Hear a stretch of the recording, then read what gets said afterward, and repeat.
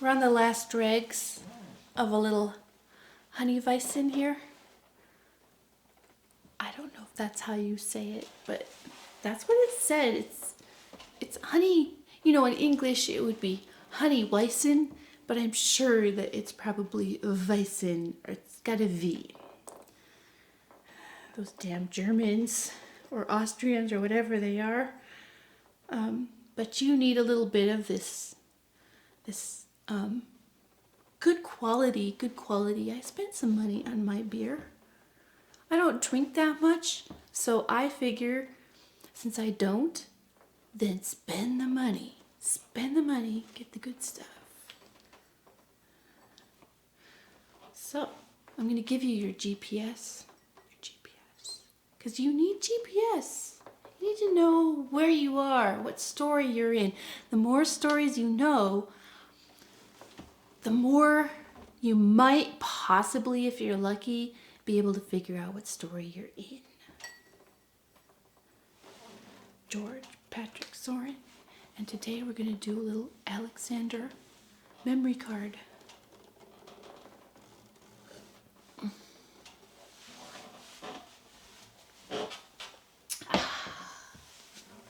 Beer. Good stuff. Good stuff. But I can live without beer. It's the coffee. If I had to be stuck on a desert island and give up all my other sins in life,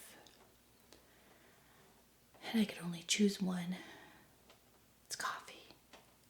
Black coffee. Pots. I want it to rain from the sky. I want the black coffee to rain from the sky. Black rain. Now, this isn't what I planned. I was going to talk about trolling.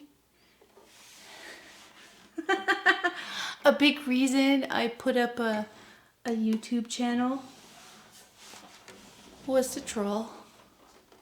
I troll trolls. When I see trolls, it just drives me nuts that I can't play with them. And part of the problem with me is both of my parents.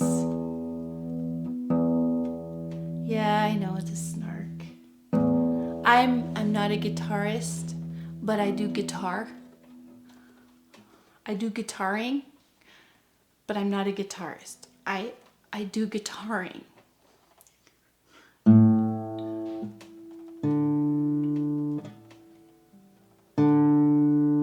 And as soon as I get around to it, we'll talk about my influence and why I still guitar and why I even spent money. Like more than hundreds of dollars. I have actually spent, some thousands on the guitaring. Like this guitar,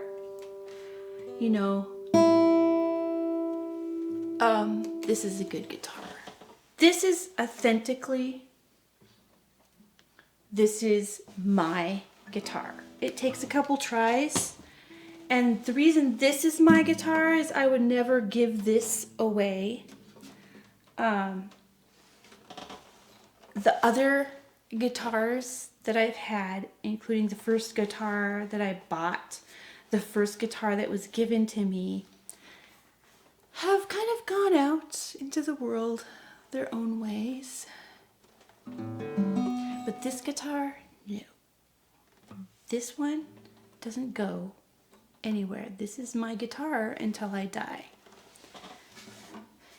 My little Martin, I can't remember what it was. It's kind of a 1960s inspired guitar. And it wasn't what I went in there planning to get. But the guy that helps me pick out the guitars, there's one guy that I like. I will not buy the guitar unless he's there and bringing me the guitars and helping me out, because he's listening to me and he's analyzing me and he's really good at figuring out who I am. I can sense that he'll go off in another room, but he's listening. And he'll come running back up into the room and be like, try this one, try this one. And he kept pushing this. This is not what I went for, but he kept pushing it on me and saying, try it again. And he brought a couple different models. So he was hinting, hint, hint, hint, hint, hint. I like this for you. It's not the color or anything. I wasn't going for a black and white guitar, but he kept bringing that color, the black and the white, different models of it, and just pushing it at me every which way he could. So I thought, he's helped me before. He knows my price range, and he's not going to scam me out of it. My lack of skill. So I really trust him. So I pay attention to what he's doing. And if he's going to keep pushing something at me, I'm like, okay, I better listen, because I know this guy is a really good musician and into a lot of different types of music that I like. And so I listen. And that's why I like him, because he's analyzing me and my psychology, and he's listening around the corner. He acts like he leaves you alone, but he's listening. Yeah. And then he's running down to the basement to grab some more. So, I don't have time to tell my whole guitaring story. I wish that there had been a guitar in the house when I was growing up, because I always wanted to play, and I used to stay up and listen to these obscure radio programs and stuff that played music I'd never heard before, just really great stuff. Blues and rock, nothing that was played on normal radio. And usually had these great DJs with the deep voice doing their music, and they'd have a theme for the night. And I'd stay up late and listen to these guys and their theme of music for the night. Tonight is death. Or something, we're going to talk about nails. Rainbows. And I just listened. I loved it. And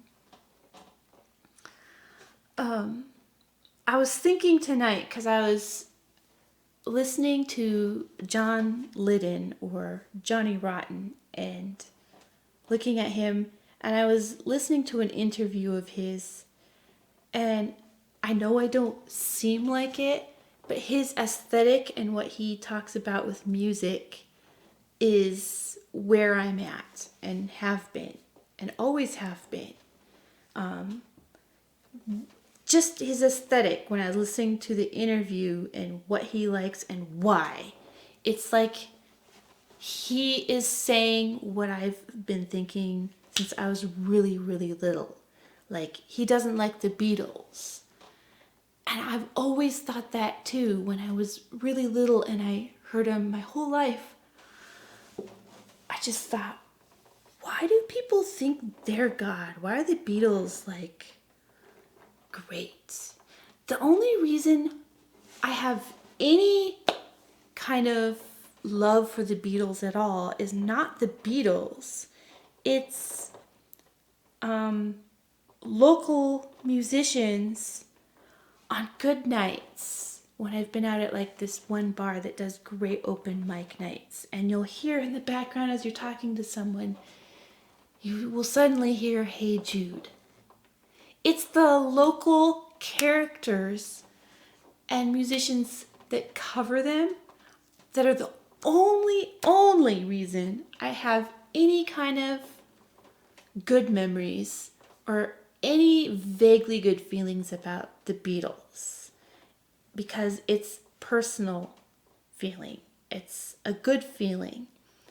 It's a homey feeling. It's a comfortable feeling. But from the Beatles themselves, those same songs are so fake, so subpar to me. It's subpar music and has no feelings and no emotions. And I don't understand at all why people think they're great. And I've talked to other people around here where I live who are musicians, and it's funny, it's like a personality trait or type that is kind of rebellious and has broken boundaries in life or in some other activity, not necessarily music. And the people that have broken a lot of boundaries and also been very hated and misunderstood, but they're very compassionate. But I think people are jealous of them. They don't tend to like the Beatles either. They just don't like the Beatles. I'm not a Beatles fan. Can I say that again? And that's kind of what I was thinking about John Lydon of Public Image Limited and the Sex Pistols. Is I like my music isn't like his, although I would do what he does if I could. Oh, I would. For sure. My amp on my electric guitar is broken and I've never fixed it. So I don't do that right now. I'm using my electric guitar right over here. The electric guitar is on a stand, and I'm using this stand with the electric guitar, which is a cheapo electric guitar, for my songs and chords. It's my music stand too. Okay, so anyway, I got off track because that's what I do. And I'll talk about how I finally, in my later age, unexpectedly, well, maybe I have to talk about it now. I might have to. Was playing, got to play guitar, or flail around at it, or as I call it, whacking at it. Whacking the guitar, I just whack. I know that might have slightly dirty connotations to it, but that's what I'm doing. And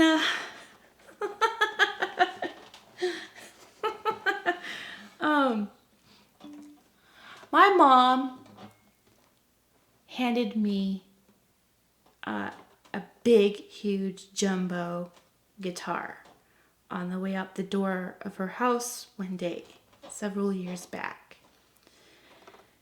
And she said, "Hey, why don't you take this? This is your brother's guitar, and he's ditched it at the house, and no one's playing it. Why don't you take it? And then you can ask your other brother," because I have another brother who's a really good guitarist and does blues and rock and roll and gospel and stuff. And she said, "You go over to him and he'll give you guitar lessons." I said, "Okay, sounds great." And this guitar was huge, and it had these old strings on it, and they were really fat. And I started whacking away at this thing, and my fingers were bleeding, like they were actually really bleeding, and it was painful, and the guitar was too big for me. And but I kept whacking away at it, and it was because it was something I'd always wanted to do, and I'd never had a chance or an opportunity. And I realized as I was whacking at this guitar that I was never going to be any good at it, but I really loved it. And it really was therapeutic. I discovered it brought out a different part of me and even how I sing. And the guitar would dictate how I sang, which was very, very different than before. And the guitar dictated and decided the type of music also, which was a completely different direction than what I had just listened to. Not completely, but it was a different direction than I expected.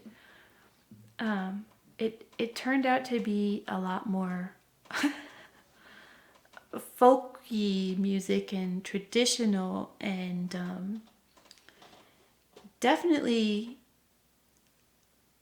I don't know, it was a different, it was like another language, and like the guitar knew about me and knew about my roots and who I was and things I hadn't known. And I'd grown up around most people hating my voice, including my mom, and telling me to shut up and stop singing, and your voice is terrible, it's horrible, oh please make it stop. Make it stop. It sounds like something is dying.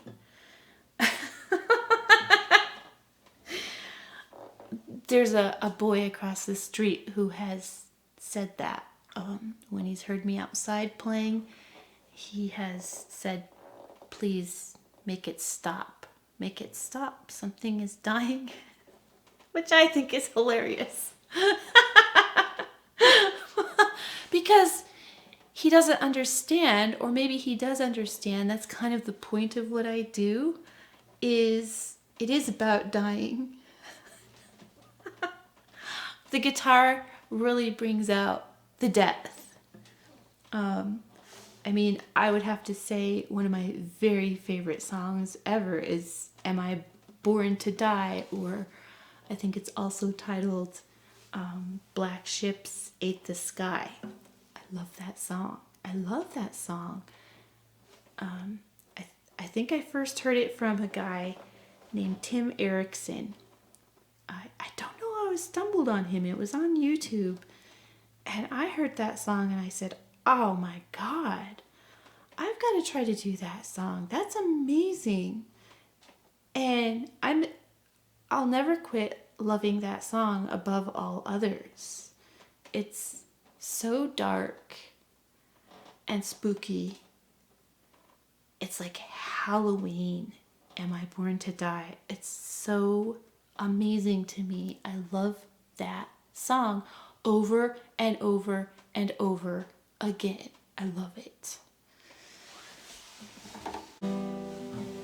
Anyway, my mom gave me the guitar, and I began whacking away at it. And at that time, I had a YouTube channel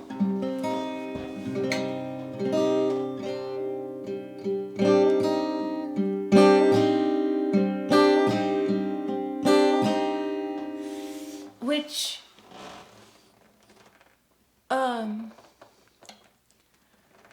was a really, really great learning experience, although not great in a good way.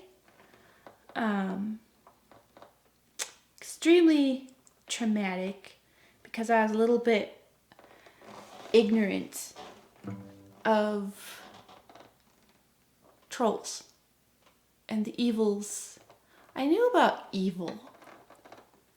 I was just ignorant of how nasty and immature and how trolls and fetishizers are so politically correct. Political correctness and social justice warrioring is so oppressive and suppressive, and it's used originally, from what I can tell, by trolls and abusers. People who want to control you, who tell you to be nicer, you're not proper, you're a bad woman, you're a harlot, you're a whore. But that's how they see you. They want to use you. But if you don't behave and submit, you're not nice. You're nasty. And so the first time I was on YouTube years ago, the rumors and horrible things that were done and spread about me, and things that happened, it was extremely traumatic. And this was years ago, and on my first videos, I was hounded far before all this racial justice stuff was going on, or equity or whatever. I was hounded by armies of racial supremacists on the black side and the white side. And of course they were all anonymous. You couldn't see what color they were or who they were because they didn't do videos. They just collected people. And I would go look on these channels of these people that were harassing me, and I would think, wow, I had no idea there was so many racial supremacists and trolls. They would have these armies of like 100,000 subbed to their channels, which had no content. I don't know what these things were, but I was getting attacked from the first, and those kind of went away. They went away when I just ignored them or I said rude things back to them. First it was the white supremacists telling me that I wasn't black enough, which really confused me because, okay, you're not saying I'm white, you're saying I'm not black enough. Weird. Like, do you think I'm black? And then I had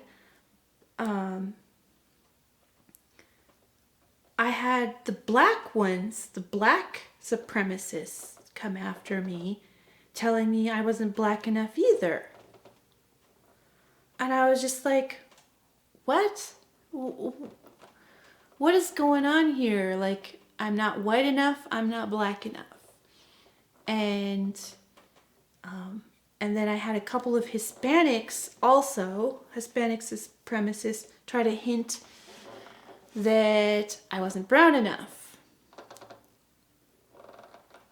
And I thought, okay, I'm not white enough, I'm not black enough, and I'm not brown enough.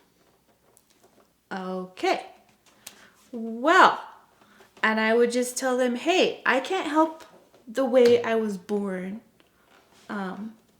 And that you guys have some issues with my appearance and how I look or how I behave, and that you don't like that I'm not fitting into your racial stereotype, because they don't know what I am.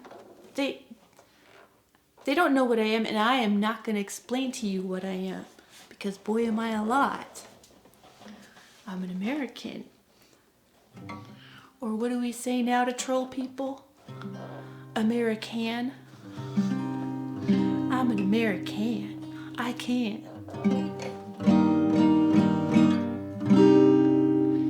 And what does every single color do? They die.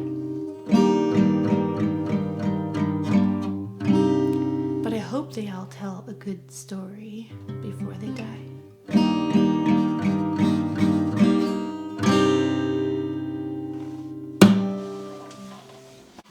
So anyway,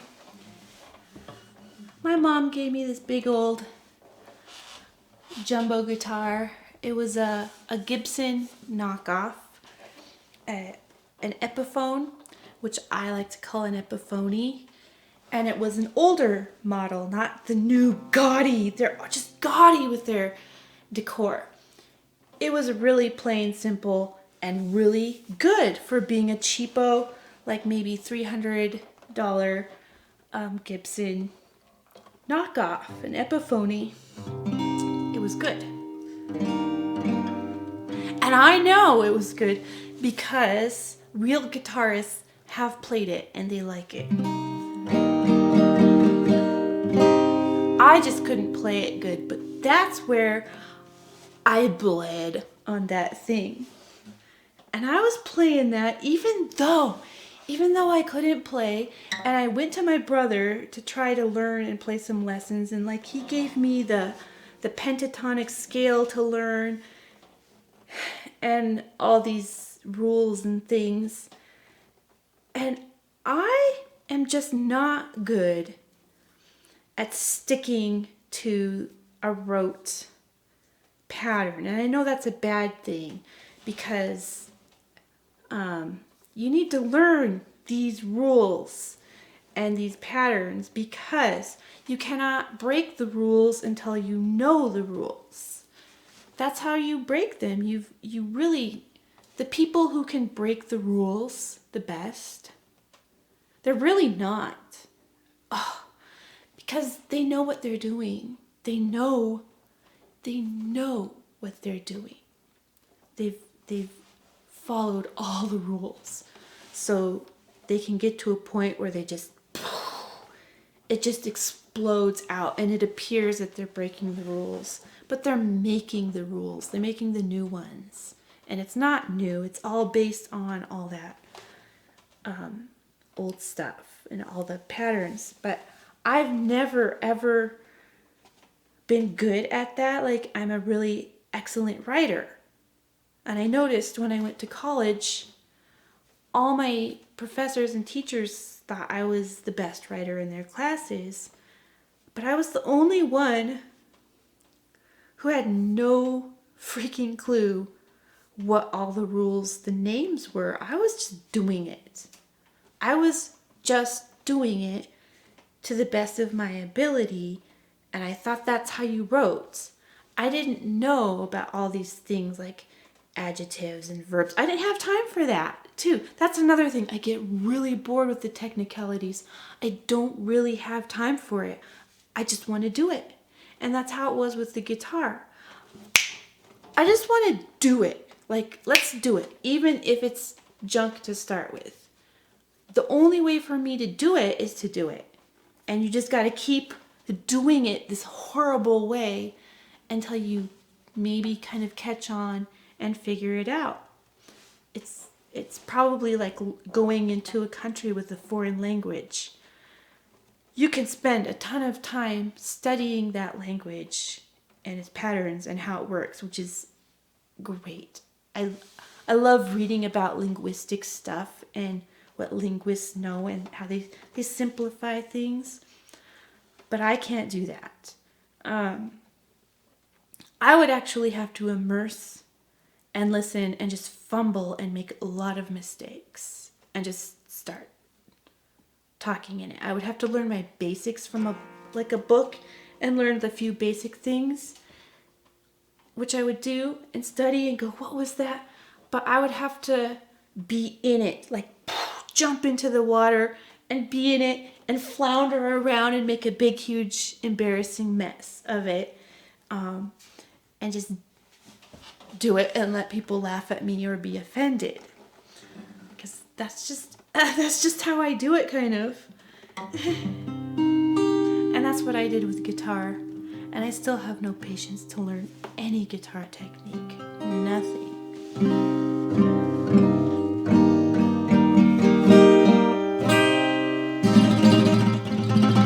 Oh, and my bones should die. I really like it down here. My capo down on the 5th fret.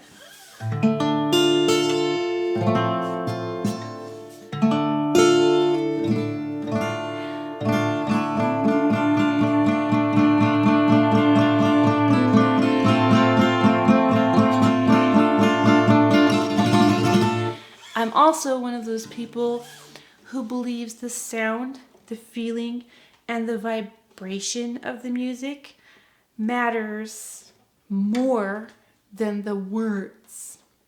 The words are superficial to me. It's the feeling and the vibration of it and being able to penetrate beneath the surface that matters. It's the soul. You want to get past people's surfaces. When it comes to music, If you're appealing merely to the superficial and the surface, well, then you're not doing anything. You need to get beyond that without the person knowing, because they'll stop you. And you get beyond that surface, and you don't want to talk to them or appeal to them, that surface, the ego. You want to appeal to the part that actually cares and that needs to be ministered to and played with. The fun part, the spirit part, the child, the spirit child. It's a very wise little child, and it's inside of people, and they don't realize it, and they don't give it enough credit. They don't play with it. Got to play with that baby. They don't honor its tears and its feelings and its emotions. And I'm not that emotional of a person either. Guitar helped me with that. That's another thing. You might think, oh, singing and playing guitar is emotional. Yeah. Oh, yeah. It's total therapy. But what it does is it hardens you up if you're doing it properly. That's my opinion. It's going to harden you up so that you still have those emotions. You don't go cold. You protect them. The emotions are there, but they're not flying and flinging all over the place.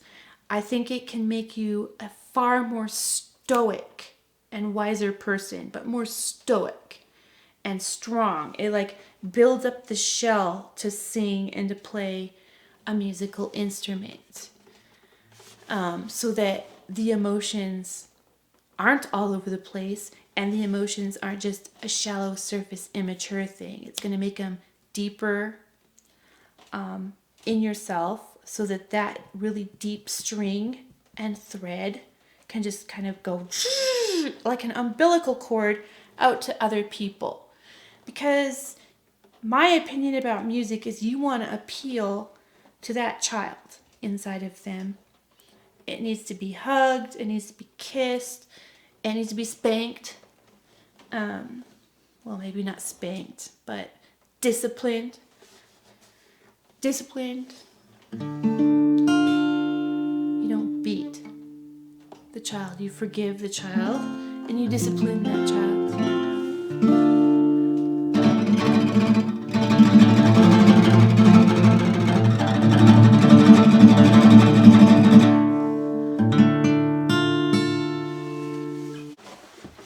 Anyway, we're getting off track because they're just the guitar thing and guitar theory and music I know nothing about, so don't listen to me.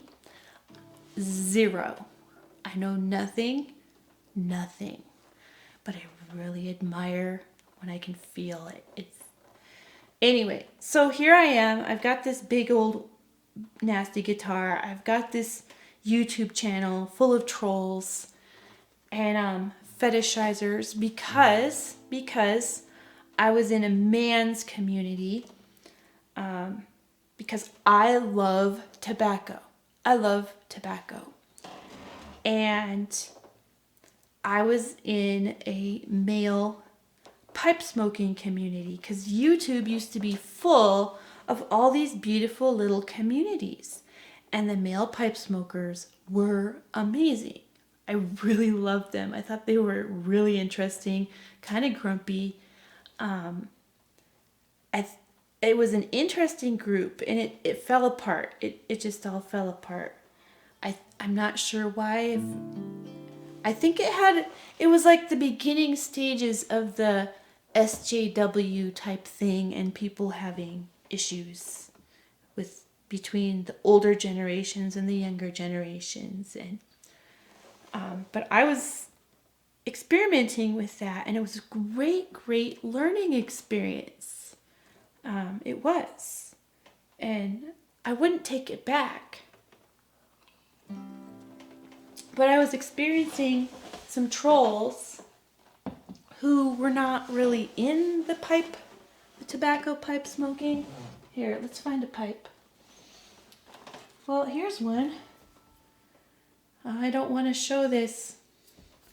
This thing has got a very oxidized stem. It's a little embarrassing. It needs to be clean. But here is, this is, I believe, a Savinelli. I can't read it, but I believe this is a Savinelli. I think you would call this a bent billiard. So we're back on track. We're back on track here. So one of the pipers many years ago was a musician and into punk rock, I guess, and I call him the crazy Austrian. I like to say it that way. I like to say the crazy Austrian because it's just more fun to go shh, Austrian, it's more fun. Oh, I need to talk about my dental appointment. I won't talk about that right now, but we'll talk about that because I want to talk about that.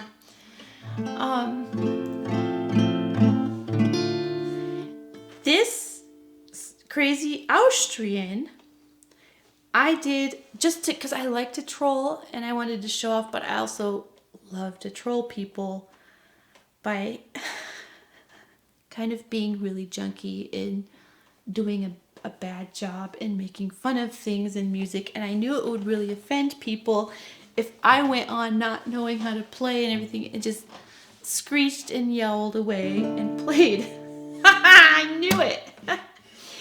But this crazy Austrian, he said, keep going. He really liked it. And you know, I had to trust him because from what I could see, he knew his music. And he put out a lot of what I would call junk music. But to me, it was trolling music and it was punk and it was totally meant to make fun of things and making fun of prudes. And then as I got to know him more, yes, very musically trained, he knew so much and was always learning and is still always learning. This wasn't a musical idiot. So I had to keep going. If he said, fine, you're okay, you're not so nasty. And I'm sure he thought I was at many times, but he looked a little bit deeper, I think and it was really amazing for the very first time in my life to have someone who actually was musically trained and experienced say, keep at it. You're okay. It's okay. It's okay to do a shitty job. Just do it. Keep whacking at that thing. And it didn't feel fake. It didn't feel like he was stroking my ego by saying that. For the first time, because he probably didn't realize how much that meant to me. So many people had told me how horrible I was. And that my voice was so terrible. Including my mom, my whole life. Please be quiet and shut up.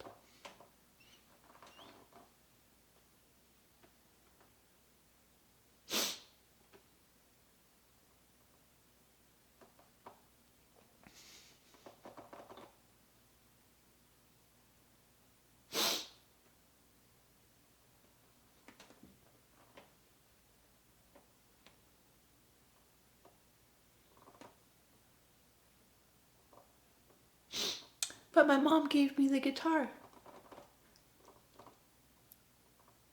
And you know, I don't know if anyone's more punk than my mom. Both of my parents are trolls. It's part of my life.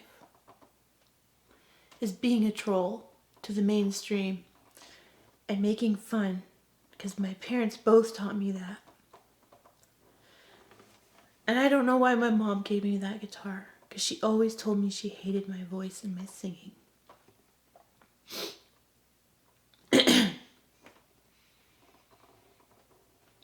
but she is the absolute biggest troll on the planet that I've ever met, besides one person that we'll talk about later.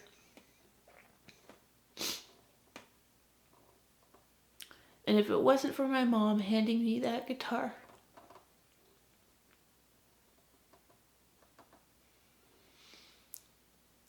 and Alexander, the billiard piper, telling me to keep playing and that he liked it and it was good, I'm not sure I would have survived to be here right now, because it was so healing and therapeutic and strengthening, and I needed it so bad.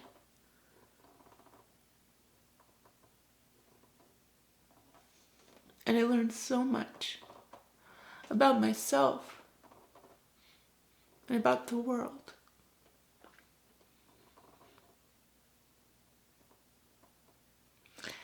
And that you can store so much in one song. We don't need memory cards on our computers. We need stories and we need songs.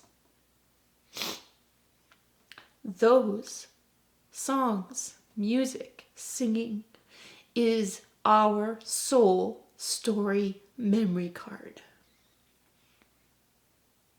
Without that, we don't have a memory card. We don't have a memory. There's nothing. Technology storing in the cloud is not a memory. It's in the music. It's in our soul. And when you sing a song and express that song gets stored in other people so that you have backup versions of yourself in other people and around the world through that song. It's a memory card. That's the cloud. Is other people. That's how we do it. You don't exist on the technology. You exist in other people.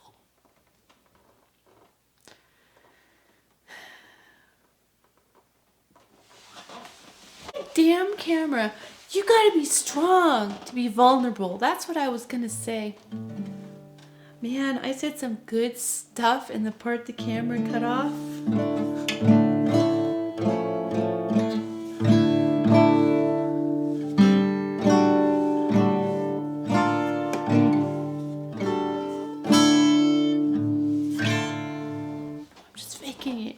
I'm just faking it. So, where was I? You gotta be strong to be vulnerable. Oh my gosh. I really, I don't know if it's a good thing or a bad thing that I have this bad memory card and that I'm so lazy that I don't go update it and improve it. Because I think I have some good stories. Stories that I like.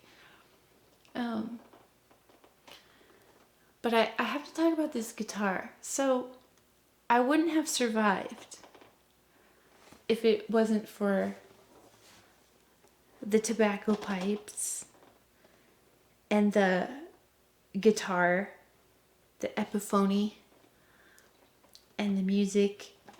Because I went through a hard time. I was kind of on a soul journey anyway. I was on a soul journey that lasted several years. A story. I was on a story. And I was chasing it. And a lot of it has to do with Ireland. And I don't know why. I think it must have to do with family history. Because there's my mom always said this. She said, we may not be a lot Irish, but the Irish is extremely dominant and it overrides everything else. And her dad was part Irish. And we're related. I'm reading a book called immortal Irishman about Thomas Francis Maher, who would have been Oscar Wilde's dad, and so there may not have been an Oscar Wilde if this freedom fighter, who's a relative of mine, who was fighting to free Ireland in the 1800s, if he hadn't gotten banished from Ireland to Tasmania, and I'm reading about this relative of my family's,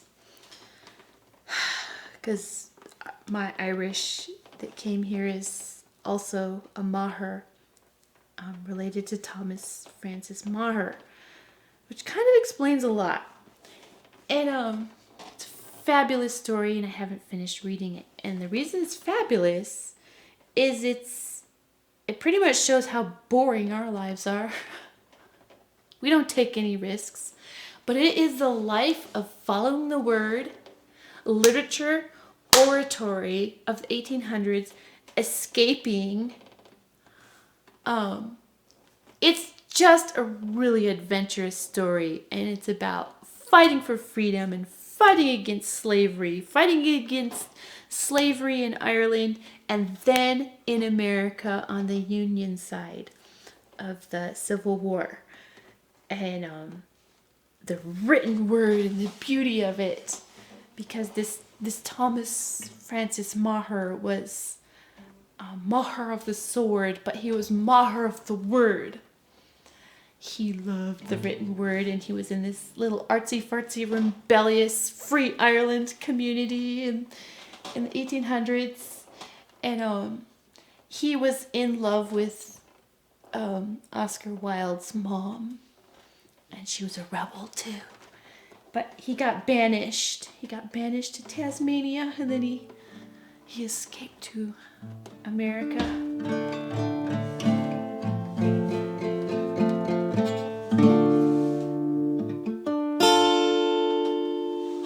So, anyway, the crazy Austrian, the punk rocker, or whatever he is, I have no idea what he is now.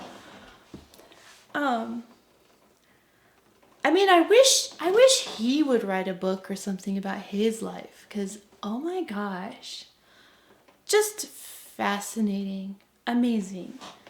And I want to go back to that our memory is in other people.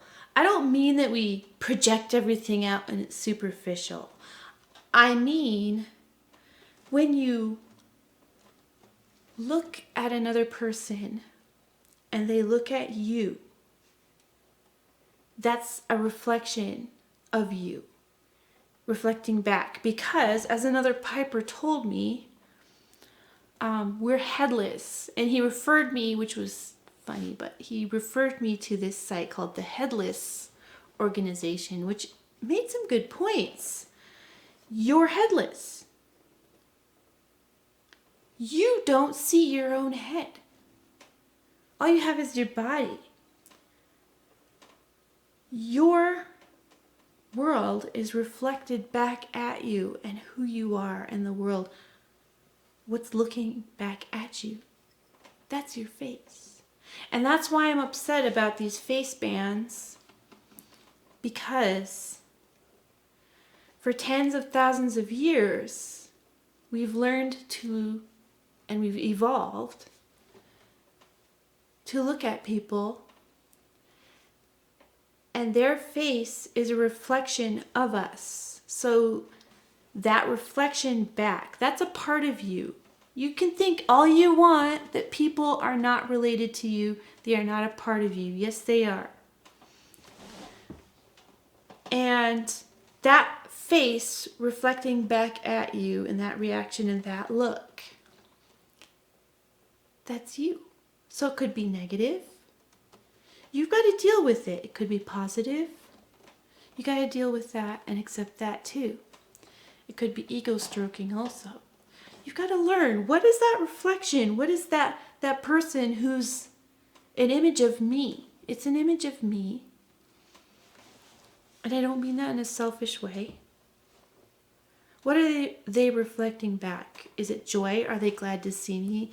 Is what I call the rays of sunshine. These things at the corner of the eyes, the rays of sunshine, are those showing up on the corners of the eyes? Is there a sneer on the face?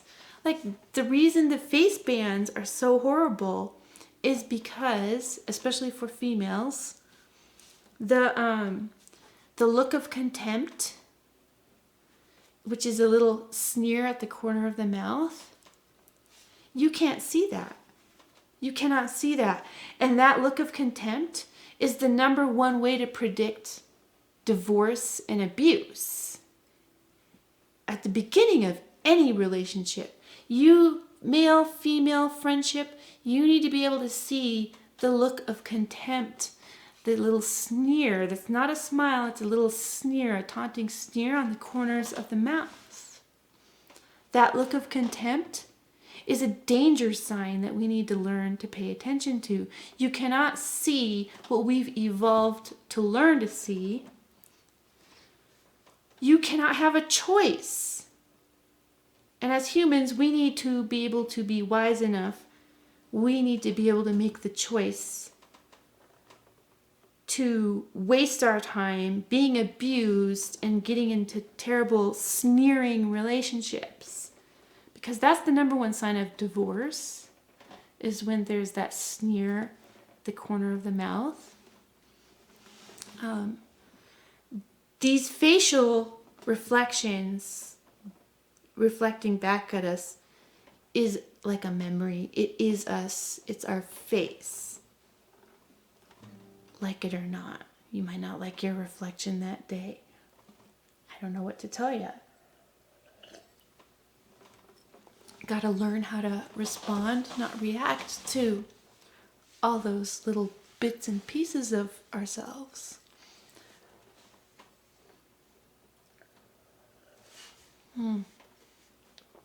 Good honey Weissen, huh?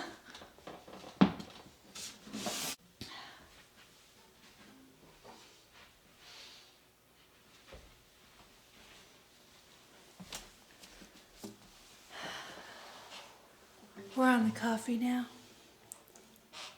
Black.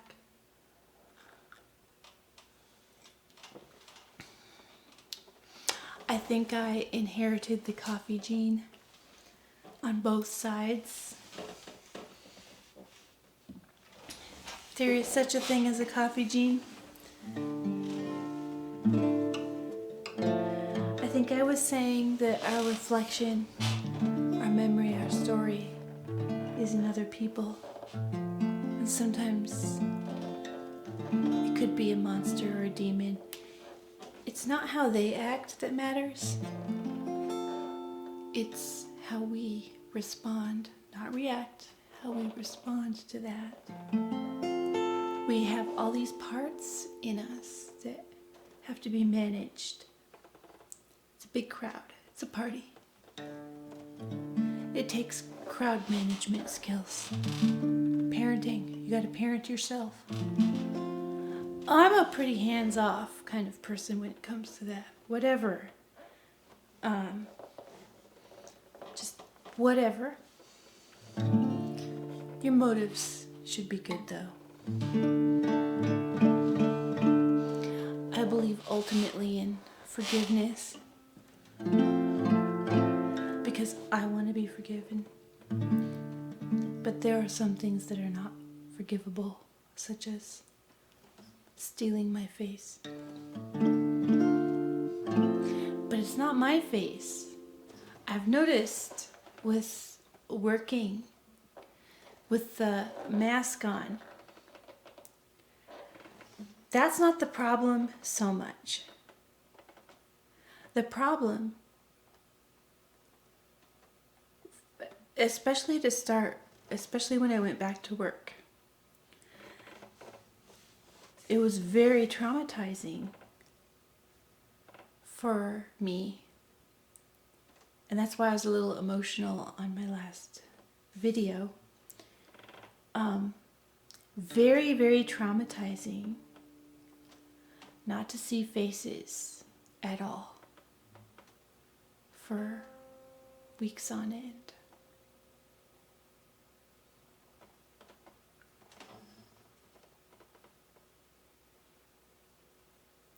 Not seeing all those faces.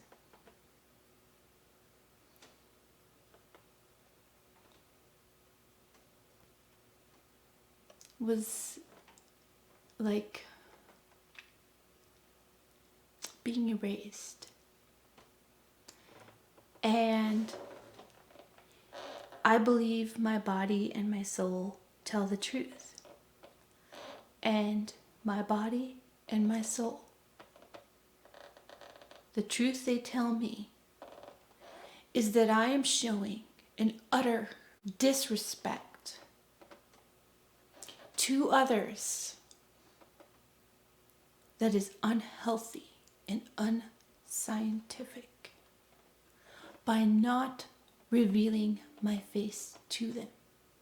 That I am actually being disrespectful by not showing my face. There's something in us that is supposed to show respect by showing our face to others. They don't actually really have to show their face to us, but they do as a form of respect. And these face bands are telling us this is for health, but we know it's not, because most masks, the virus is 400 times smaller than the holes in your fabric. It's getting through, and now the outbreaks are in people who've all been wearing masks. What are those masks protecting some people from? From facing themselves and looking at themselves. The most difficult thing to do.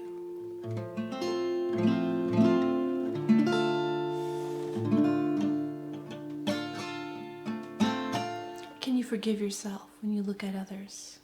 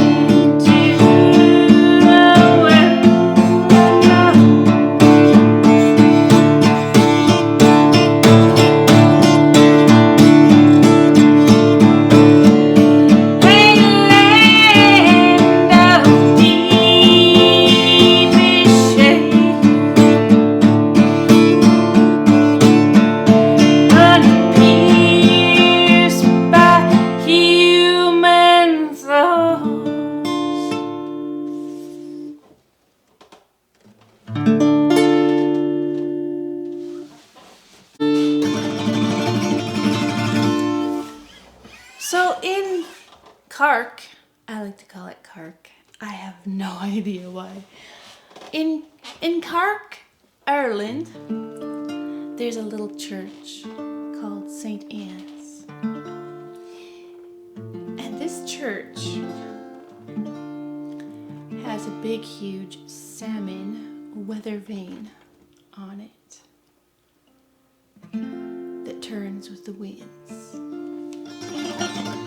Big golden salmon.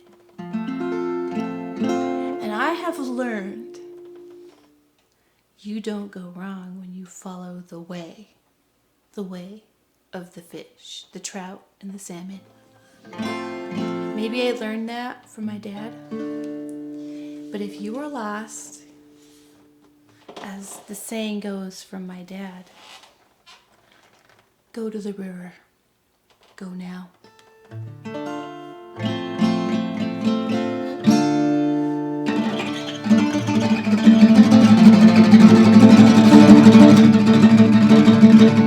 So one day, I went to Cork, Ireland, with my little friend.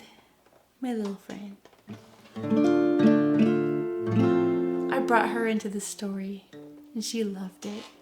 She cried when she left Ireland. She cried. I love that. It was a good story for her. It changed her life.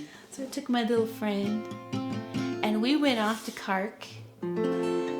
And one of the goals of going to Cork, Ireland, yeah, you betcha, was to go see the crazy Austrian, who had told me, it's okay, keep singing, you're good, it's okay, it's not the end of the world, keep doing it, it's good. Which helped me so much for several years.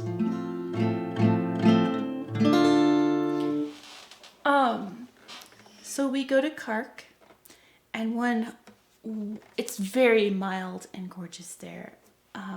We'd spent the day getting just soaking wet.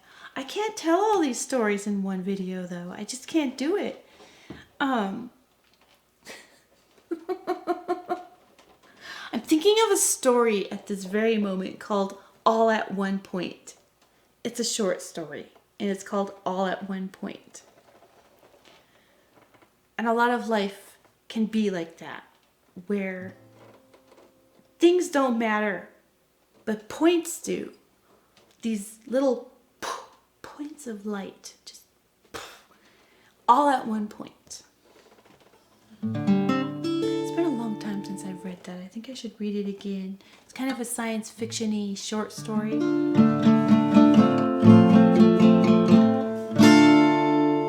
Because I've had so many, all of that one point moments. There's just those, they're like little tick marks on the clock. And I think going to Cork and just being like a fish, soaked in this interesting rain that wasn't rain. It's just there, soaking everything. And I got to meet the crazy Austrian. He might be angry. I think it's okay if I make fun of him. I think he's okay with that. I got to meet him while I was down there.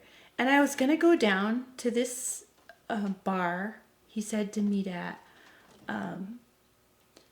called Fred Zeppelin's, which is just a beautiful name because, I love Led Zeppelin. And we're going to meet at this little bar. And I was going to go down there, and my friend was like, "You are not going alone. I'm going with you." Because she really wanted to see him too. She wanted to see this story. Who is this stranger that I'm going to go meet, that I've talked to for several years, like at least a couple years by that time. And she's like, "I'm going with you because you're going to get lost. You're going to get raped. I'm going with you." So we go down, and it's early evening, and I think it was probably a real challenge for him also because he was just in the beginning stages of starting a new job at one of those tech corporations down there.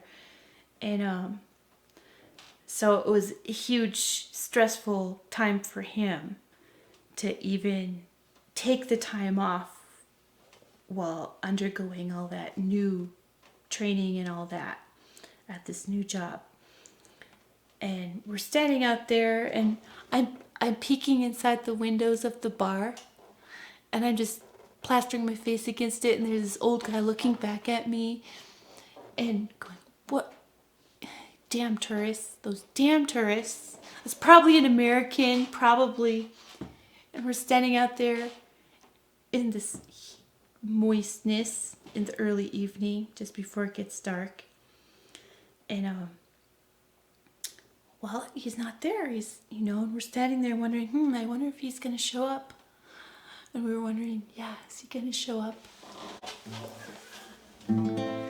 So we're standing there, and finally, he comes around the corner of the building, and he's got his big, long coat on. I think it was like some kind of military surplus coat or something. And I'm not an online, I don't believe in like online relationships. I mean, you can have communications and stuff, but anyway, you never know what it's going to be like in person. And he comes around the corner, and we're like, oh, that's him. And you could tell he was like probably thinking the same thing we were, me and my little friend. Oh my gosh, what is it going to be like in real life, meeting these people, that we've talked to for so long? Because he's kind of my memory bank. I mean, it's so weird that you store so much in the written word. And I stored so much in him. It was hardcore therapy, if you ask me.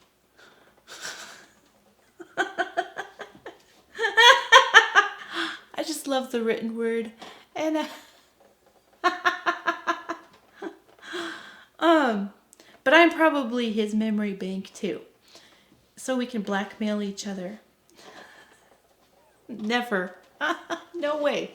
So if I run for president, I could be so blackmailed.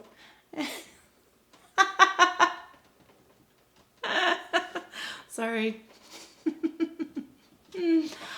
I think that's why my mom doesn't like my singing, is it reminds her too much of herself, and she doesn't want to face that, because I laugh just like her too. We inherit things. Your laugh is inherited. I laugh like my mom. So, and I have frizzy hair like her.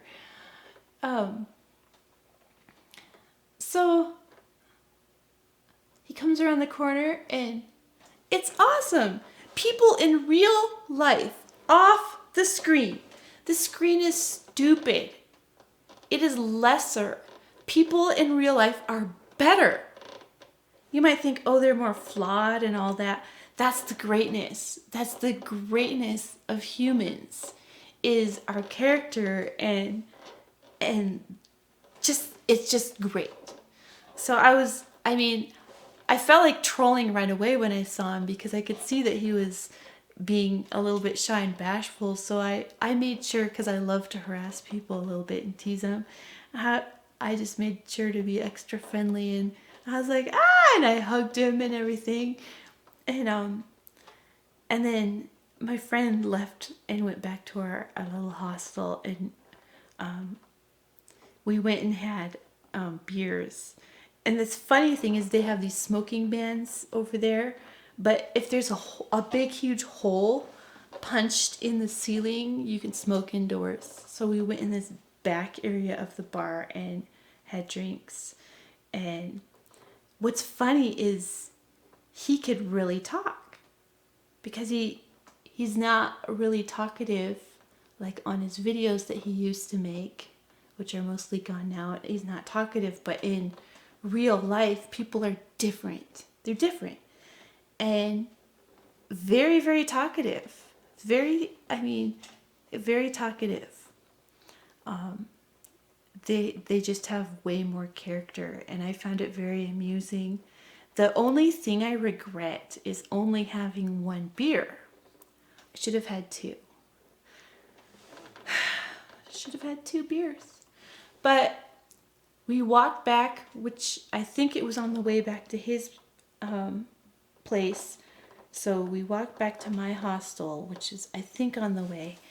And what I really liked, I love walking with people. You can tell so much about if you can get along with them, if you can walk with them. There's this pacing and just being able to walk. Like my friend Heather, that's one reason I love her so much, is because I love walking with her. We walk. She agrees that walking is okay. We walk. Like when we go out to get a cider, we walk. And I just love it. And that's one reason I went to Ireland with her, is because I knew I could walk with her for a long time and it would be okay. If I can't walk with you, yeah, I probably can't get along with you. If you don't want to walk, period, because I like walking. And I think it's amazing. I just love walking. And plus, I'm not a direct face person. I communicate with people best, usually not face to face, but side by side. I'm one of those people who just isn't. I just really like being side by side. And if I'm directly face to face with you, my eyes are going to be wandering off all over except for your face. What I really appreciated about the crazy Austrian Alexander was that he didn't walk too slow. He was a skilled walker. And much taller than me. And I did have to keep up a little bit, but I liked the pace. I liked the skilled walking. I would remember walking along as we were walking back to my hostel thinking, this guy's a good walker. He's got a good pace. He knows how to do this. He knows how to do it right. Because I'm not a slow walker. I might be short, but I don't like, unless I'm just really ultra relaxed, I don't like to meander too much. I do keep up a little bit of I'm one of those people that paces, like, kind of like my grandpa. I like to walk fast and stop. And then look at things. And then kind of a back and forth thing. And I walk. And it's kind of like a dog. That kind of thing where you're like, I gotta walk. Okay, stop.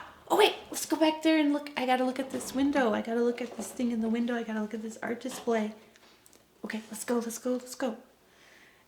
I'm not hurrying anything. I just like it. I don't know. There's a rhythm to walking, kind of like music. And the crazy Austrian was a good walker. He had a good pace that I really liked.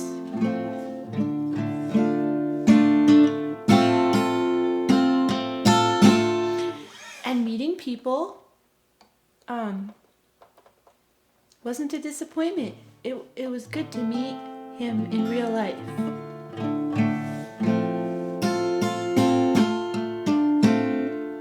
And I hope things turned out good for him. I haven't talked to him in a long time, and I probably should.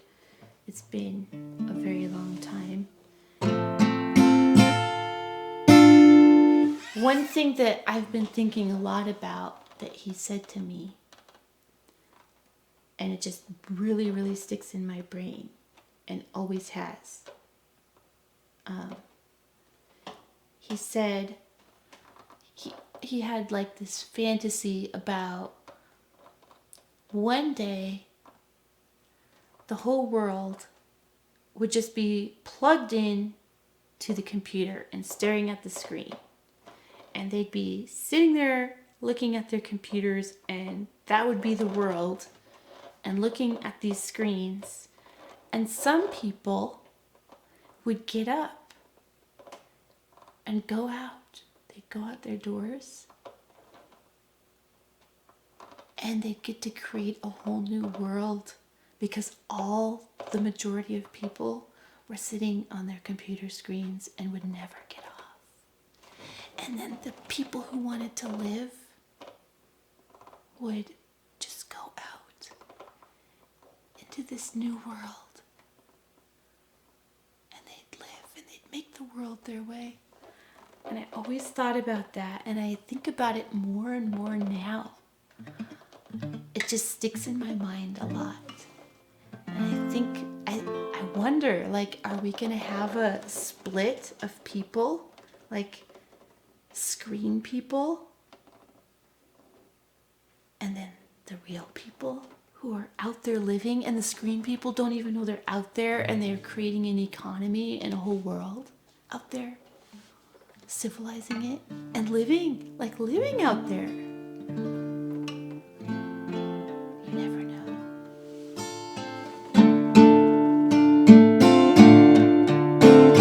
But I don't think I would be here if it wasn't for Ireland, and I will have to tell more of that story sometime. Accidental. Or the crazy Austrian in Ireland. I don't even know if he's there right now.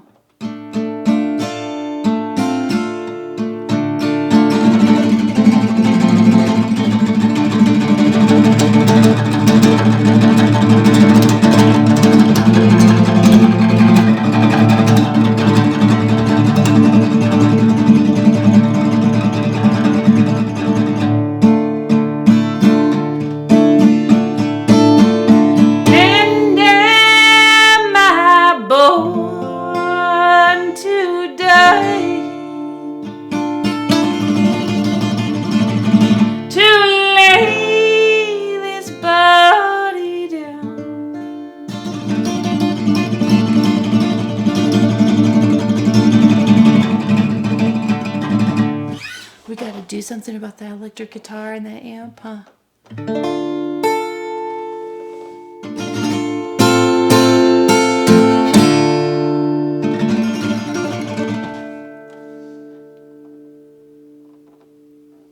Live long and prosper.